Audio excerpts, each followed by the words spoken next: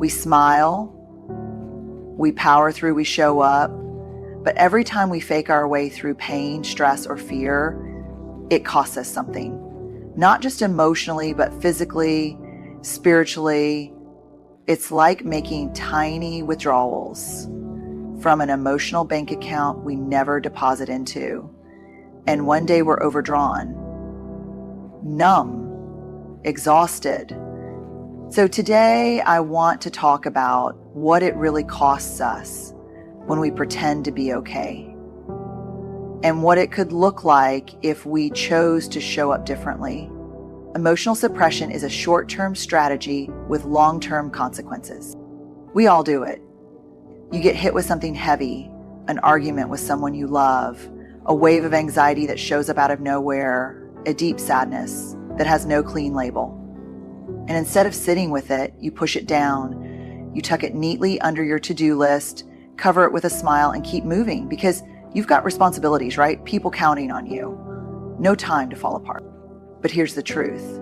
Those emotions we try to outrun, they don't evaporate. They don't vanish just because we decide to ignore them. They wait.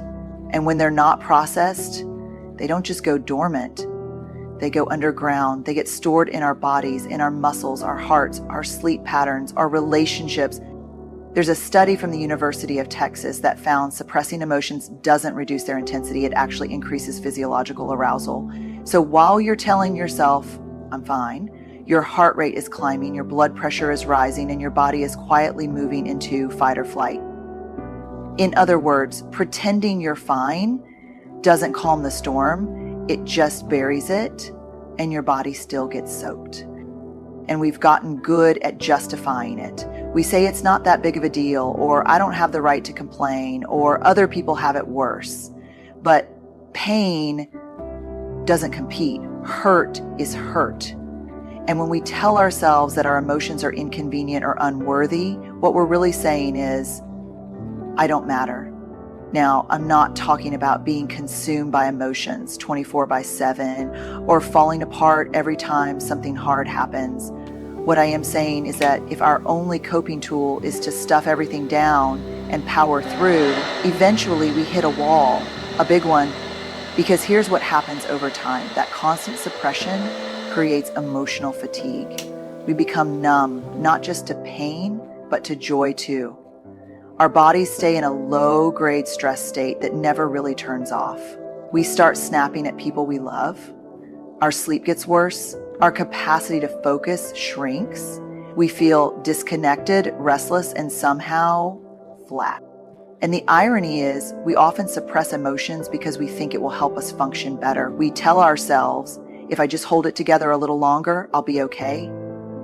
But long term, it makes us less resilient, less grounded, less present. One of the most damaging things we can do is treat our emotions like inconveniences or threats. Emotions are messengers. They're data. Fear says something matters to you. Sadness says you've lost something. Anger says something's not okay. When we ignore that data, we lose access to our internal compass. And the scariest part, when we habitually suppress, it becomes normal. We stop noticing that we're not okay. We adapt to stress and pain like it's just part of the background noise. And by the time we realize we're drowning, we're already in deep. The first step toward healing isn't fixing everything. It's simply allowing yourself to feel, just enough to recognize what's really going on. To say, this hurts, or I'm scared, or I need help. That's not weakness, that's wisdom. Because pretending you're fine might help you survive the moment, but honesty is what helps you heal in the long run. Disconnection from ourselves and others. When we pretend, we build walls, first around our feelings, then around the people closest to us. And the tricky part is, it doesn't happen all at once. It's subtle. It starts with a quiet decision not to share what's really going on. You tell yourself, this isn't the time, or they wouldn't understand, or I don't want to be a burden. So you smile, you nod, you say you're good, and you keep it moving. But each time you do that, each time you minimize your truth, you step just a little further away from yourself. And when you step away from yourself, you start losing the ability to show up fully with others. Here's what I've seen over and over in the research and in real life. Connection can't happen without honesty. And I'm not talking about dramatic oversharing or making everything into a confession. I mean emotional honesty, the kind that says, I'm not fine today, and that's okay. Or I'm feeling disconnected, and I don't know why. That level of realness is the foundation of genuine connection. But when we get in the habit of pretending we're okay, we become performers. And even if we have a crowd, it still feels like we're on stage, applauded, maybe, but not seen, not really. There's this heartbreaking paradox that shows up in a lot of people's lives. They're surrounded by others, at work, at home, on social media, but they feel completely alone. And most of the time, it's not because there's no one around who cares. It's because they've trained themselves not to be known.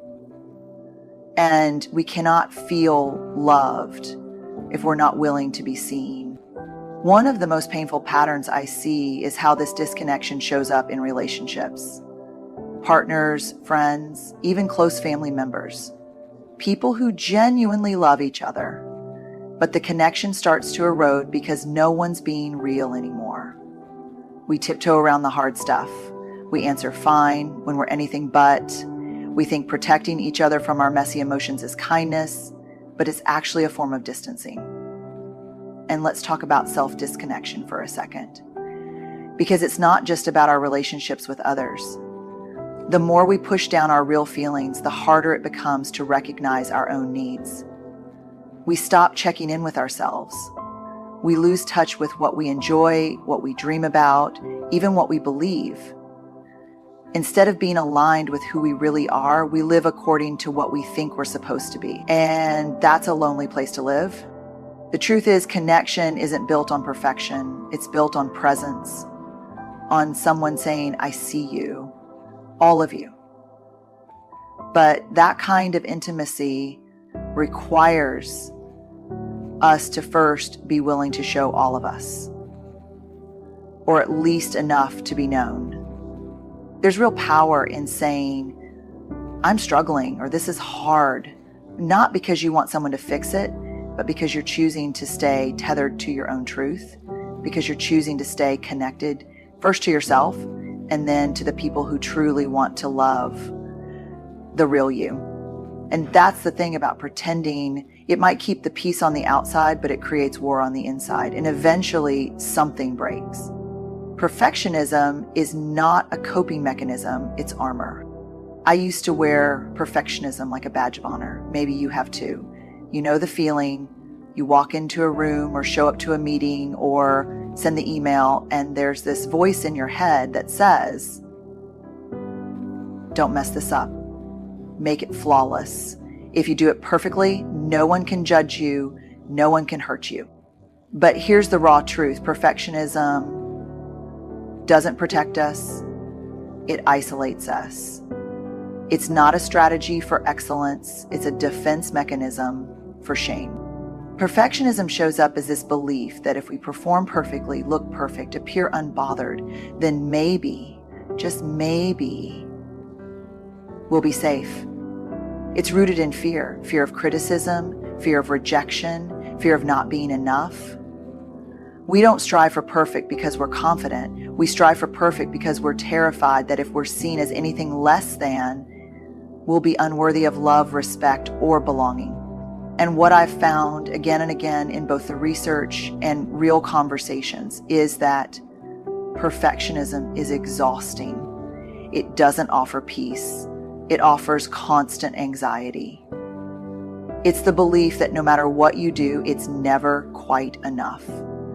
There's always a voice saying, you should have done more, or that wasn't good enough, or if they really knew you, they'd walk away. And when that becomes your inner dialogue, it changes everything. You stop taking risks because failure would be unbearable. You stop asking for help because vulnerability feels like weakness. You stop showing people the real you because the real you feels like a gamble. What's worse is how perfectionism gets rewarded. You meet deadlines. You exceed expectations. You become the reliable one, the high achiever, but no one sees what it's costing you. No one sees the spiral of overthinking at night, the burnout creeping in, the deep fear of disappointing anyone, ever. And because you're so good at keeping it together, people assume you're fine. You've trained them to expect nothing less. But inside, you're tired. You're overwhelmed. You've spent so long curating this polished version of yourself that you've lost touch with a part of you that doesn't need to prove anything. And here's something I've come to understand the hard way. Perfectionism doesn't just keep out judgment, it also keeps out connection. When we project this image of always being okay, always having the answer, always being strong, we rob people of the chance to really know us. We block empathy, we block authenticity, we block love, because love doesn't require perfection, it requires presence. When you live in the armor of perfectionism, you live your life performing rather than living. And performances don't lead to belonging, they lead to applause, maybe, but not intimacy.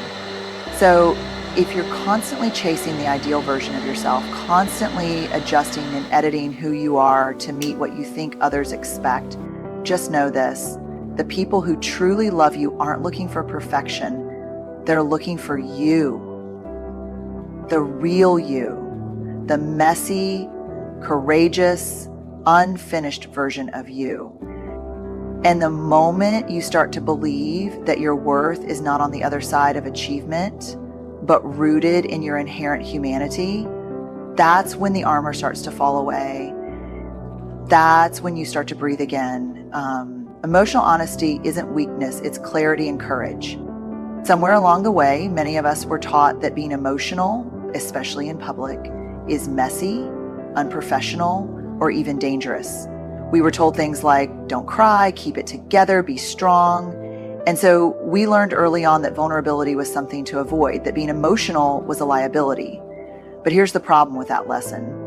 When we equate emotional honesty with weakness, we end up hiding the very parts of ourselves that make us real, trustworthy, and connected. Let me say this plainly. Emotional honesty is not falling apart at every turn. It's not spilling your guts to everyone you meet. It's not drama. Emotional honesty is the quiet, grounded practice of telling the truth about what you feel and why. It's saying, I'm overwhelmed right now, instead of pretending you're in control. It's that hurt instead of laughing it off. It's I need a minute, rather than bulldozing through your day like your insides aren't screaming for pause. And it takes real courage. Because telling the truth about how we feel, especially in a culture that rewards composure over connection, is one of the most vulnerable things we can do. But it's also where clarity begins. When we start naming our emotions instead of numbing them, when we get curious instead of judgmental, we start to make sense of our own stories. There's research out of UCLA that shows simply labeling an emotion, putting words to what we're feeling, reduces activity in the amygdala, the part of the brain that responds to fear and threat. Just naming your emotion can calm your nervous system. That's powerful, because when we avoid our feelings, they get louder, but when we acknowledge them, they soften. We live in a time where we're bombarded with messages to stay positive, look on the bright side, or keep grinding. And listen, optimism and perseverance are important, but bypassing your feelings in the name of positivity doesn't build resilience. It builds shame. Because when you're hurting and everyone around you is saying, just be grateful, you start to believe there's something wrong with you for struggling. Emotional honesty gives us permission to say, I'm grateful and I'm hurting, and I'm showing up and I'm scared. We can't selectively numb emotions. When we shut down fear, sadness, anger, we also dull joy, love, wonder. Emotional honesty keeps us open to the full spectrum of being human. It helps us access empathy for ourselves and for others. And it teaches the people around us that they don't have to perform their worth either. They can just be. And yes, emotional honesty might feel uncomfortable at first. But discomfort isn't a sign you're doing something wrong. It's often a sign you're doing something brave. So the next time you're tempted to say, I'm fine, when you're anything but, pause, take a breath, ask yourself, what's true for me right now? And whatever the answer is, let that be okay. Because truth builds trust with others, yes, but especially with yourself. Sustainable healing starts with telling the truth, even when your voice shakes. We love the idea of healing as this beautiful, serene process. Soft lighting, calm music, warm tea, quiet breakthroughs. And sometimes it is, but more often healing is messy. It's uncomfortable. It's sitting with the truth you've been running from and choosing again and again, not to numb it, not to hide it, but to face it. And here's what I know for sure. We can't heal from what we won't name. We can't release what we continue to suppress. As long as we're pretending everything is fine, we're essentially telling ourselves that our pain doesn't matter, that our experience isn't valid, that our truth isn't worth speaking out loud. And that message, it doesn't just silence your voice, it erodes your sense of self-worth from the inside out. Healing requires honesty, and not just the kind you whisper to a therapist behind closed doors, though that matters deeply.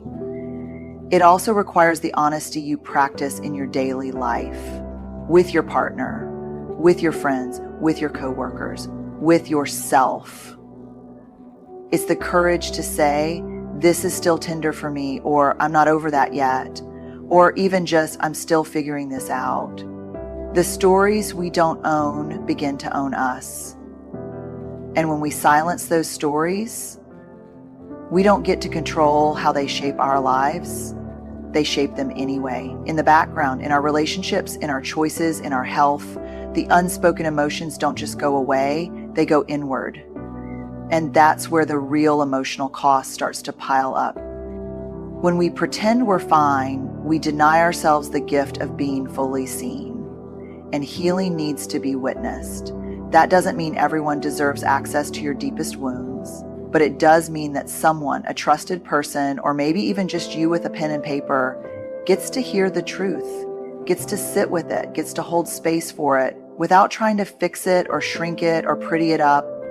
Sometimes healing starts with something as simple as saying, I'm not okay. It's not dramatic, it's not a breakdown, it's a declaration that you are choosing to honor what's real instead of continuing the performance. That kind of honesty might feel terrifying in the moment, but it's how we begin to breathe again. It's how we reclaim our power. One of the most powerful shifts I've ever experienced is moving from asking, what's wrong with me, to asking, what happened to me? That reframing opens the door to compassion. It changes the story from one of shame to one of understanding. And understanding is the seed of healing. We don't need to be fully healed to be whole. We don't need to have it all figured out to start telling the truth. In fact, the healing often begins because we start telling the truth. Even if our voice shakes, even if it's messy, even if we're not sure what comes next, because the moment we stop pretending and start honoring our story, that's when we begin to return to ourselves. And that's when real healing can begin. So here we are. We've talked about the silent weight of pretending you're fine, the smile you force, the pain you bury, the mask you wear just to make it through the day. We've walked through the emotional toll of hiding your struggles, the armor of perfectionism, the courage it takes to speak your truth, and the deep soul-level healing that begins the moment you stop performing and start showing up as you, messy, honest, beautiful you. If there's one thing I hope you carry with you, it's this. You are not broken for having hard days. You are not weak for feeling deeply. You are not too much, and you are absolutely not alone. You are human.